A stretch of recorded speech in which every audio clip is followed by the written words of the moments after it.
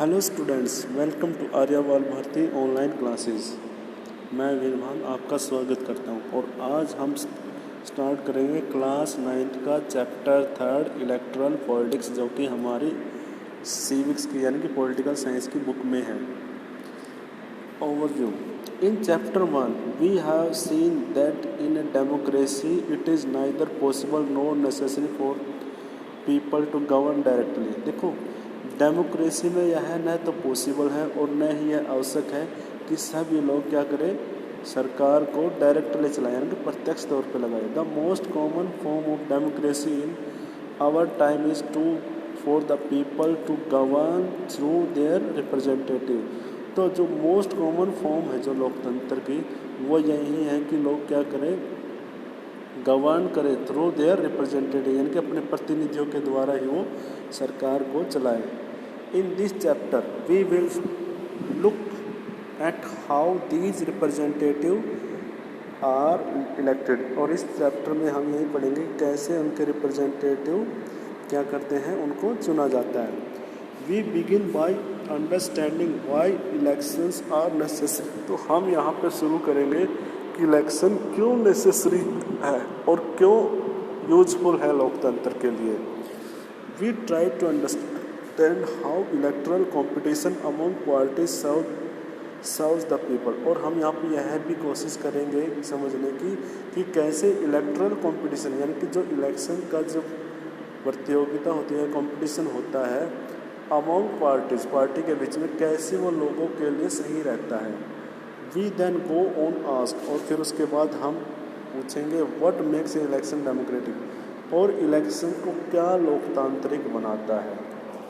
The basic idea here is to distinguish between democratic elections from non democratic elections. तो basic idea इसमें यही है कि हम यहाँ पे डिस्टिंग्विश करेंगे यानी कि हम एक दूसरे के बीच में क्या करेंगे, अंतर स्पष्ट करेंगे लोकतांत्रिक इलेक्शन में और गैर लोकतांत्रिक इलेक्शन में। The rest of the chapter try to assess election in India in the light of this yardstick। और फिर उसके बाद जो रेस्ट ऑफ द चैप्टर है हम उसमें एसेस यानी कि आकलन करेंगे इलेक्शन का, कि भारत में जो इलेक्शन हो रहे हैं क्या वो इसी यार्डस्टिक पे यानी कि इसी पैमाने पे हो रहे हैं या नहीं। We take a look at each stage of the election. तो हम हर स्टेज की, इलेक्शन की हर स्टेज के ऊपर हम यहाँ पे ध्यान देंगे। And from the drying of boundaries of different constitution, कैसे अलग अलग कॉन्स्टिट्यूंसी की हम क्या करते हैं, बाउंड्री बनाते हैं और कैसे रिजल्ट को डिक्लेयर करते हैं। At each stage we ask what should happen, और हर स्टेज में हम यह पूछते हैं कि क्या होना चाहिए। And what does happen in the election, और क्या होता है। Towards the end of the chapter we turn on an assessment, और चैप्टर के एंड तक जाके हम एक असेसमेंट तैयार करेंगे और whether elections in India are free और fair.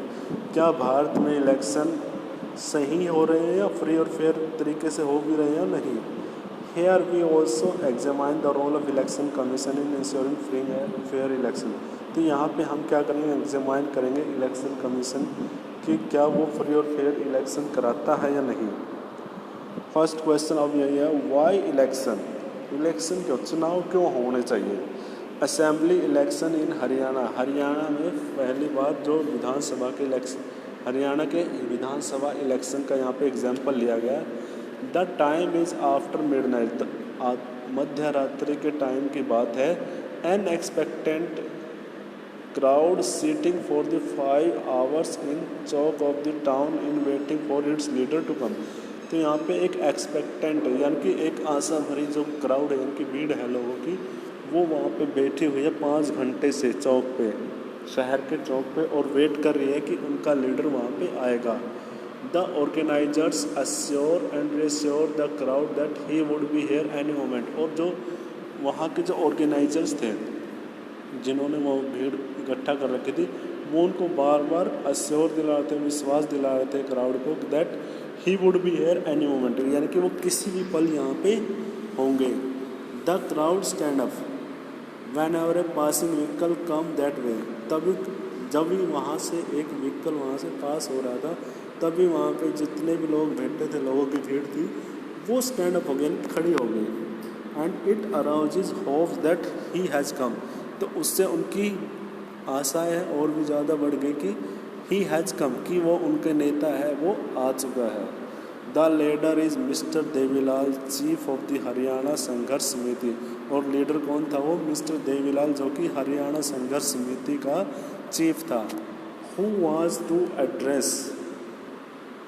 To address a meeting in Karnal on Thursday night, जिसको करनाल में मीटिंग में क्या करनी थी रात को, जिसकी करनाल सिटी में, करनाल टाउन में क्या थी, एक मीटिंग थी रात को। And the 76-year-old leader is a very busy man these days, और 76 साल का यह नेता बहुत ज़्यादा बिजी व्यक्ति था उस टाइम पे, उन दिनों में। His day start at 8 AM, उसका दिन शुरू होता था 8 बजे, एंड एंड्स आफ्टर 11 PM, और 11 बजे तक के बाद ही उसका दिन ख़त्म होता था। He has already address 9 election meetings since morning, और उसने पहले से ही सुबह से लेके शाम तक, सुबह से उसने 9 मीटिंगें कर ली थी। Been constantly addressing public meeting, और वो लगातार पब्लिक मीटिंग से क्या कर रहा था, एड्रेस कर रहा था for the past 23 months and prepare for this election. पिछले 23 महीनों से वो यही करता आ रहा था, क्योंकि वो इलेक्शन की प्रिपेयरिंग यानी कि तैयारी कर रहा था। This newspaper report is about the state assembly election in Haryana in 1987। ये हरियाणा के 1987 यानी कि 1987 की असेंबली इलेक्शन के बारे में एक रिपोर्ट है, जो कि एक न्यूज़पेपर ने छापी थी। The state has been ruled by Congress party lead government since 1982, और जो हरियाणा के अंदर उससे पहले किसका शासन था, कांग्रेस पार्टी का, जो कि 1982 से वहाँ पे हरियाणा में कांग्रेस पार्टी का ही शासन था। चौधरी देवीलाल देन ए अपोजिशन लीडर, चौधरी देवीलाल उस टाइम पे क्या थे, एक अपोजिशन के लीडर थे। And led a movement called Nyaya Yudh है, और उन्होंने एक मूवमेंट शुरू किया था जिसका नाम क्या था, न्याय युद्ध है, यानी कि स्ट्रगल फॉर जस्टिस, यानी कि न्याय के लिए संघर्ष। And formed a new party, और उसने एक नई पार्टी बनाई, लोकदल, जिसका नाम क्या रख दिया उन्होंने, Lokdal. His party join other opposition party, उसकी पार्टी अन्य अपोजिशन पार्टी से भी जुड़ गई to form a front against the Congress in the election, जिन्होंने कांग्रेस का सामने एक फ्रंट क्या किया, तैयार किया। इन the election campaign Devilal said that if his party one the election, Devilal ने बोला था कि यदि उसकी पार्टी इलेक्शन जीत जाती है तो his government would wave the loan of the farmers and small businessman, वो क्या करेंगे, उसकी पार्टी सत्ता में आते ही किसानों के और छोटे बिजनेसमैन के क्या करेंगे, लोन को वो वेव यानी कि माफ़ कर देंगे। He promise that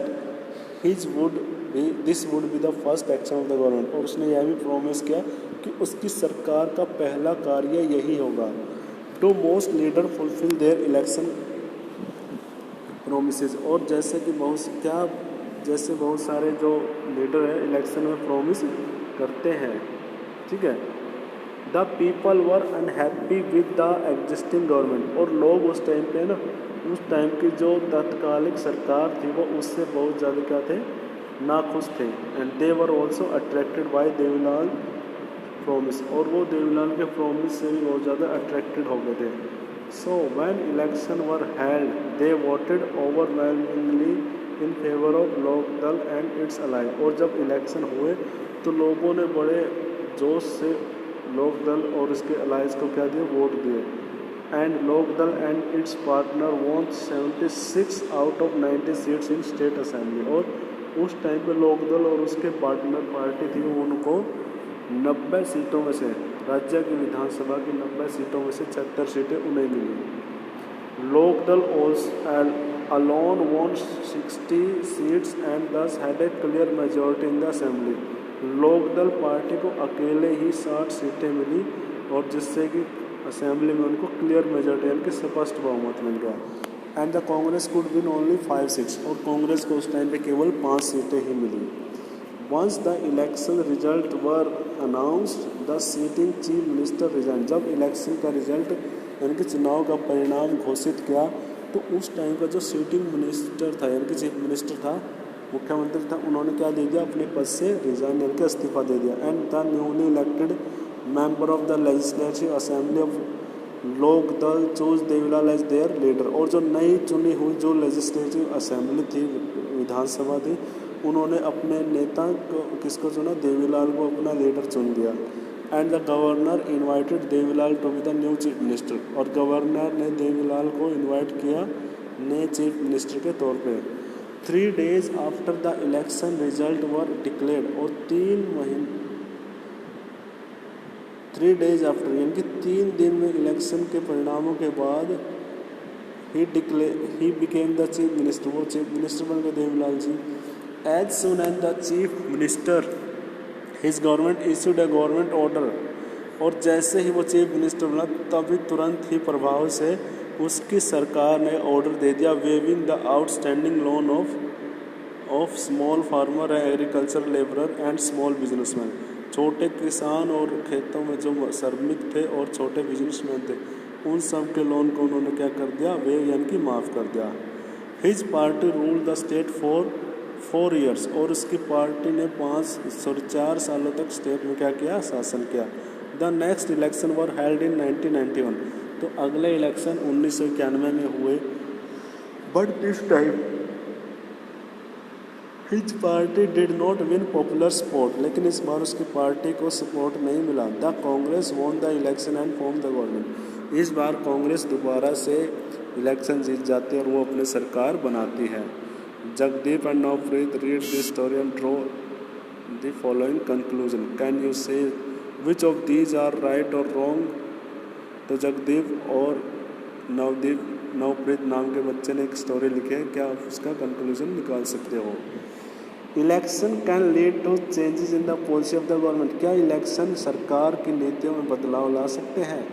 the governor invited Devi Lal to become the chief minister because he has impress with his speeches. क्या गवर्नर ने देवीलाल को इनवाइट किया एज ए चीफ मिनिस्टर के तौर पे, क्या वो उसके भाषणों से बहुत ज़्यादा क्या हो गया था, प्रभावित हो गया था। People as unhappy with every ruling party and vote against it in the next election. क्या जब लोग हर बार किसी भी रूलिंग पार्टी से अनहैप्पी ना खुश होते तो क्या वो उसके अगेंस्ट ही वोट देते अगले इलेक्शन में। The party that win the election form the government. और जो पार्टी सरकार जीतती है तो क्या करती है, वो सरकार बनाती है। The election led to a lot of economic development in Haryana. इस इलेक्शन से भारत के अंदर, हरियाणा के अंदर काफ़ी ज़्यादा क्या हुए, इकोनॉमिक डेवलपमेंट हुए। The Congress chief minister need not have resign after his party loss election.